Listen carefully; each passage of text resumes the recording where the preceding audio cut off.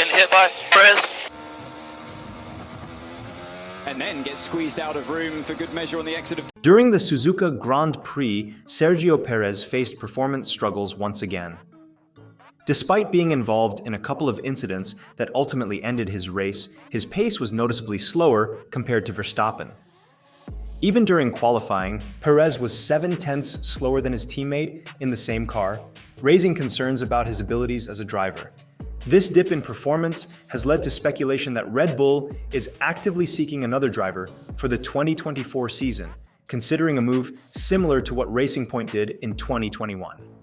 With Perez struggling to maintain pace and now facing a significant threat to his second place in the Drivers' Championship, questions arise about whether this race in Suzuka was the tipping point for the veteran driver.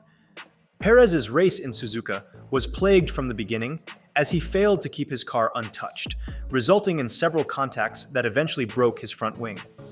During his pit stop under the safety car, Perez overtook Alonso, leading to a 5-second penalty for safety car infringement. The situation could have worsened as Perez exited the pit lane with full throttle, ready to race while the rest of the grid was proceeding steadily behind one another. It was evident from the start that Sergio Perez would face a challenging and recovery-focused race. Given his reputation as a skilled driver, many believed he could secure points and possibly finish in the top 5. However, contrary to expectations, he not only failed to achieve this, but also committed a rookie mistake while racing against Kevin Magnussen.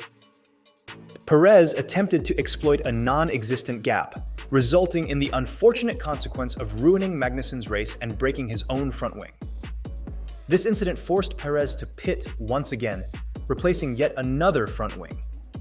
Subsequently, he declared that the car was undrivable, leading to his retirement from the race. Remarkably, all of these events unfolded within just 15 laps, prompting questions about whether Perez is truly the driver we had confidence in during the initial races of the season. The noticeable decline in Perez's performance contrasts with his ability to hold off Verstappen in 2 of the first 4 races, achieving victories in Baku and Jeddah. However, the narrative took an unexpected turn as he began to struggle in understanding the car's issues. What sets this situation apart is that Perez, prior to the season's commencement, proudly announced that Red Bull had resolved his concerns and provided him with a car he favored over the previous season. Despite these assurances, Perez now finds himself in a precarious position, facing the possibility of losing his second seat. In the Drivers' Championship, Sergio Perez finds himself in a precarious position, relying on the misfortune of Lewis Hamilton in Suzuka to avoid finishing on the podium. Despite managing a 5th-place finish, Perez only narrowed the gap to the Mexican driver to 33 points. Perez has been critical of his performance in Suzuka, describing it as a disastrous weekend. He attributes the challenges to a poor start in Turn 1, where he felt squeezed out and incurred substantial damage, making the race much more challenging. A thorough review of the entire weekend is deemed necessary to understand the series of events leading to the disappointing outcome. Many experts and the broader F1 community attribute Perez's recent performance slump to the Miami Grand Prix. In that race, his teammate Verstappen excelled, surmounting competition after starting in the 9th position. In contrast, Perez, despite starting from pole position, struggled to make a significant impact. While Perez is one of Verstappen's more competitive teammates, winning 5 races with the team, he faces criticism for not bridging the gap with such a dominant car.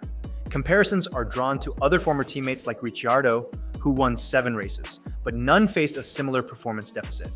Notably, the shorter evaluation periods for Albon and Gasly are acknowledged, particularly Gasly, who had only 13 races in a period dominated by Mercedes. However, with a car capable of winning races with a considerable advantage, anything less than a 1-2 finish is perceived as a loss for Red Bull. Rumors circulate that the team may be considering another driver. Given Verstappen's significant lead of 95 points over Mercedes in the Constructors' Championship, certainly this situation could benefit Red Bull in the long run, relieving them from dealing with Sergio Perez's statements of being a championship contender while delivering subpar performances in the initial races. However, the downside is that the team lacks a reliable second driver to fall back on when circumstances turn challenging for Verstappen. As the rest of the grid is rapidly catching up, this could pose a significant issue for Red Bull's dominance. Adding to the concern are rumors from Liberty Media, suggesting that Red Bull may be encouraged to field a second competitive driver alongside Verstappen to enhance the team and sport ratings. In the current F1 landscape, a one-man dominated era is seen as something the sport needs to avoid. Christian Horner has addressed Perez's recent race, acknowledging the Mexican driver's poor and underwhelming performance. Despite this, Horner emphasized that Perez, as a veteran driver, played a crucial role in the team's success, contributing to Red Bull's securing of the Constructors' Championship in Japan. Discussing the recent race, Christian Horner expressed his disappointment with Sergio Perez's performance, describing it as a shocker. Perez faced challenges right from the start, encountering issues on the rundown to turn 1 and sustaining front wing damage. The team had to make a front wing change, and Perez overtook Alonso on the way to the pit lane, leading to a penalty. To add to the struggles, he then executed a dive bomb on one of the Haas cars. Despite the tough weekend, the silver lining for Red Bull was that they could serve the penalty in Japan. While acknowledging Perez's significance in Red Bull's success, it's clear that without Verstappen in the picture, Perez faces tougher competition than Red Bull would prefer.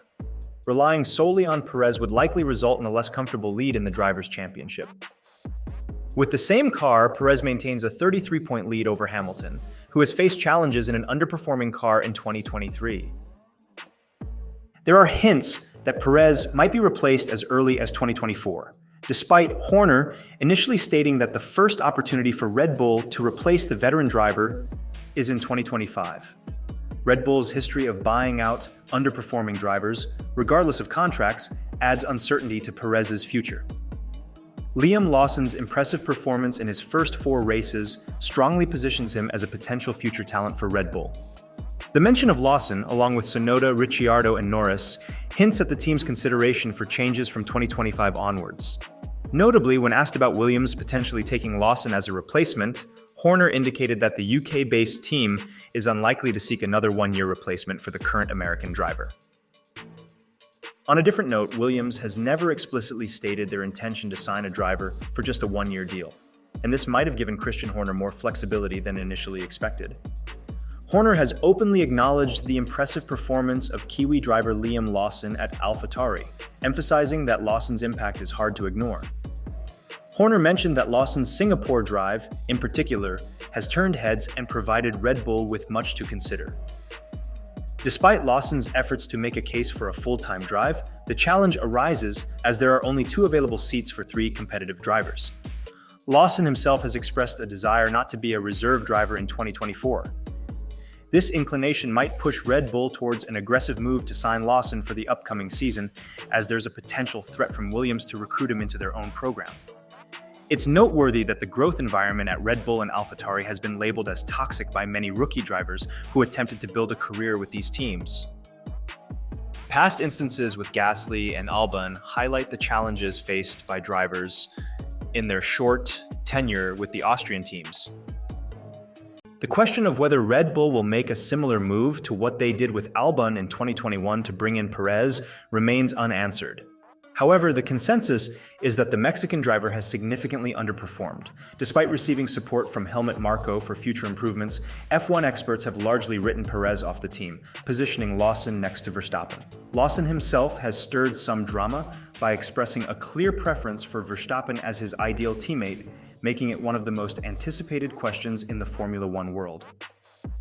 While it remains uncertain if Lawson will join Red Bull in 2024, there is a substantial opportunity for Williams to persuade him to join their project, a possibility that Lawson has positively addressed.